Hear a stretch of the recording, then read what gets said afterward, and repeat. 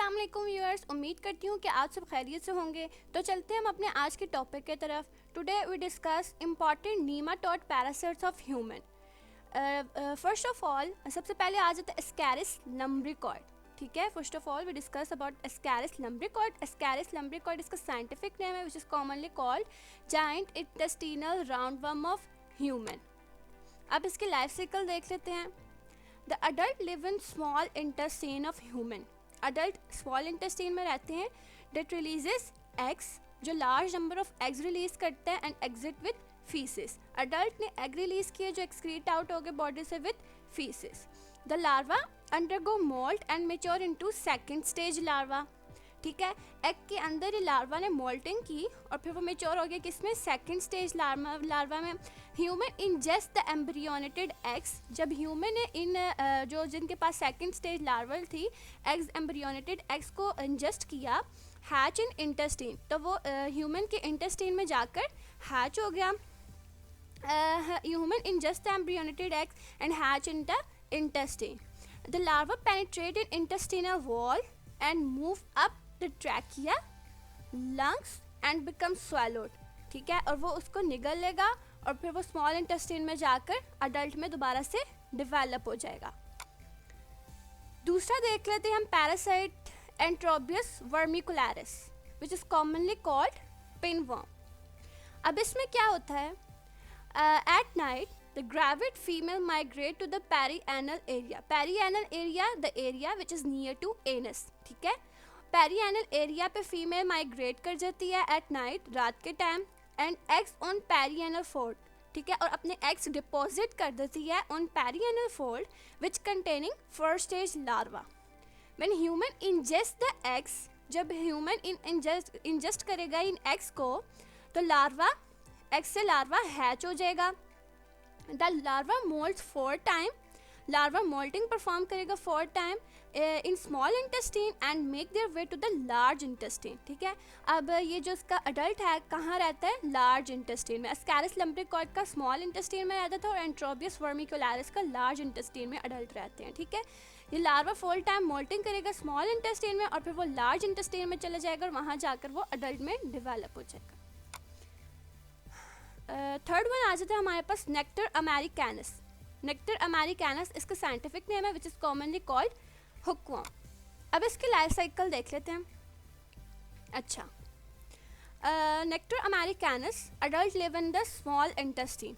ठीक है, अडल्ट इसका कहाँ रहता है, स्मॉल इंटेस्टाइन में। That feed on blood and tissue fluid of the host, जो ब्लड और टिश्यू वगैरह पे फीड करता है। The female produces eggs.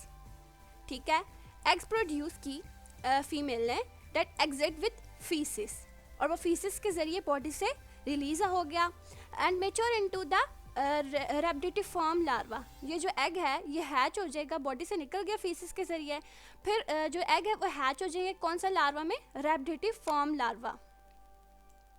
रेप्टिफॉर्म larva undergo moult and become infected to form filariform larva. Rhabditiform larva ने moulting की और फिर वो किस में मैच्योर हो गया, into filariform larva that penetrate into the skin. Human become infected when the filariform larva penetrate in the skin usually between the toes. ठीक है, ये जो फिलैरिफॉर्म लार्वा है ये पेनिट्रेट कर जाएगा ह्यूमन की स्किन में और फिर बाकी एस्कैरिस लम्ब्रिकॉइड की तरह की इसकी लाइफ साइकिल सर्कुलेशन में जाएगा, फिर लंग्स में, फिर ट्रैकिया में, फेरिंग्स में एंड स्वॉलर्ड एंड फिर से स्मॉल इंटेस्टाइन में जाकर ये अडल्ट में डिवेलप हो जाएगा।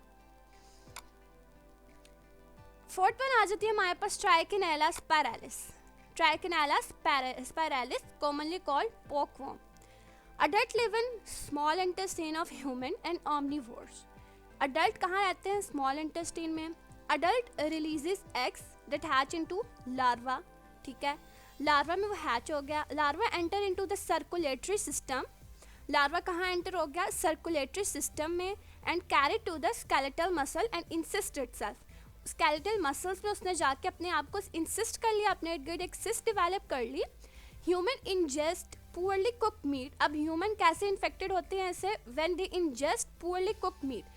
पोर्क मीट, वो जब pork meat poorly cooked pork meat वगैरह ह्यूमन खाते हैं तो फिर वो इन्फेक्ट हो जाते हैं इससे। The larva exist in stomach. Human में जाके लार्वा उनके स्टमक में जाके अपने आप को एक्सिस्ट कर लेगा और फिर अडल्ट में डेवलप हो जाएगा और स्मॉल इंटेस्टाइन में चला जाएगा। और ये पॉर्कवर्म कौन सी डिजीज कॉज करती है? Trichinosis. This nematode cause disease called trichinosis, ठीक है। Wuchereria species which is commonly called filarial worm.